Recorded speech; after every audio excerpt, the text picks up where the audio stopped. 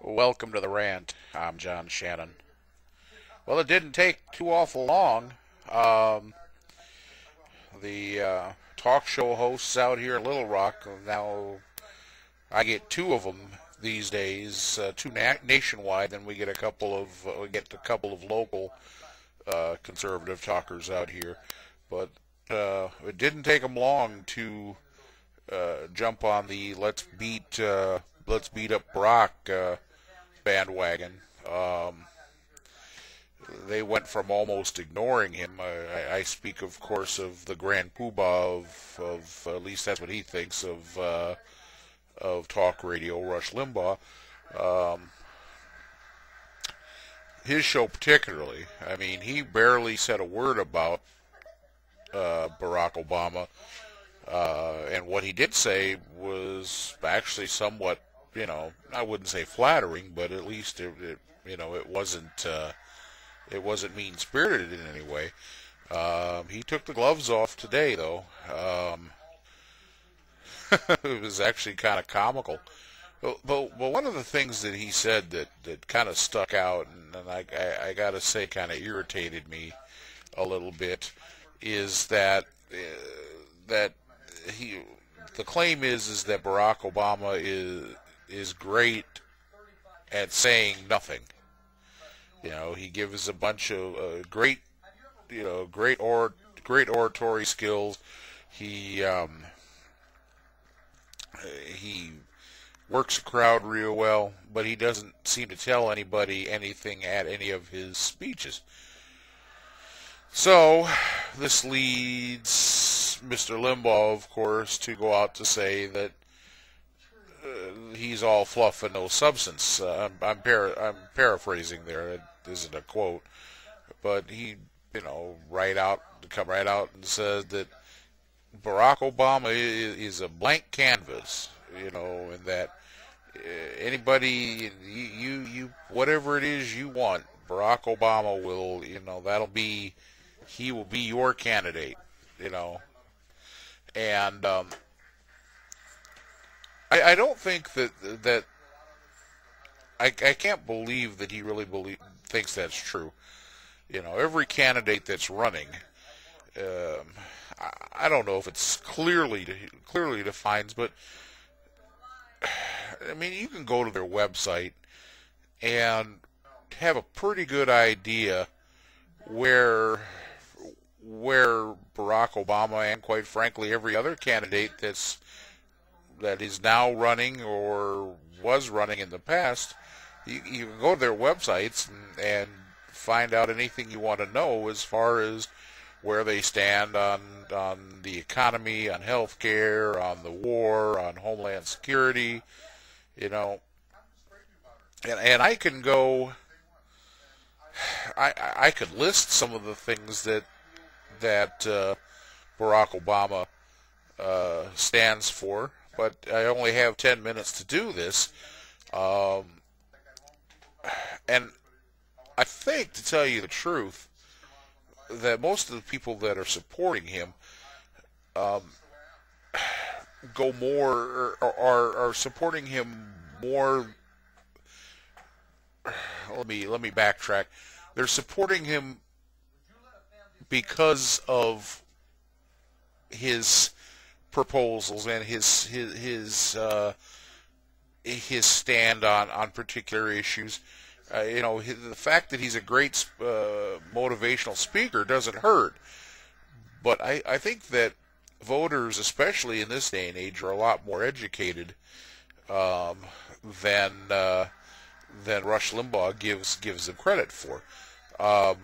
When Rush Limbaugh started broadcasting 20 years ago, the internet was not even really a blip on the screen at that point in time.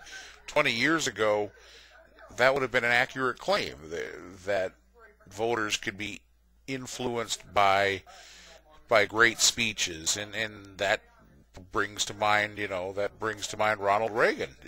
Ronald Reagan was a great speaker, but most people who most people, I can't say that people didn't make an educated vote back then, but the resources that people have today just weren't there when Ronald Reagan won the election.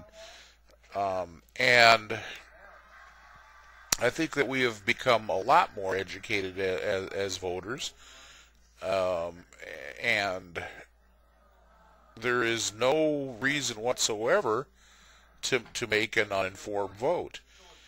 And so I don't buy this whole notion that Barack Obama or any other candidate, that you have no idea where they stand on the issues. If you do a little bit of homework and a little bit of research, you know full well where these candidates stand, and I think that just as much as his ability to address a crowd has lended to his success. So, keep in mind something here. You know, one of the things, of course, you know, all the conservative talkers now, you know, who are condemning the, you know, inevitable election of either Barack or Hillary, for that matter. You know, well, we're going to be a socialist nation, and we're going to be, you know, we're going to be the new Soviet Union, and I just, what a bunch of hogwash. I just, you know, it kills me to think that, you know, that I share a lot of beliefs with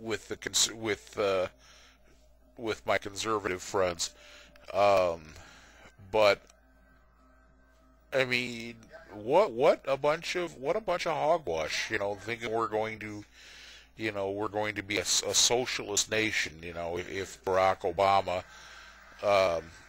becomes president. I just think that's just a bunch of rubbish, and it annoys the hell out of me how it's the affluent, it's the ones that are, you know, that are making, and, you know, I hate to say this, but, you know, I struggle to make $25K a year, you know, so, especially living out here, you know, living where I do, I don't have a lot of sympathy for those that are making, you know, 50, you know, 70, 80, 90, $100,000 a year. My God, if I was making twice what I'm making now, I'd be able to have a great life. So I don't buy this whole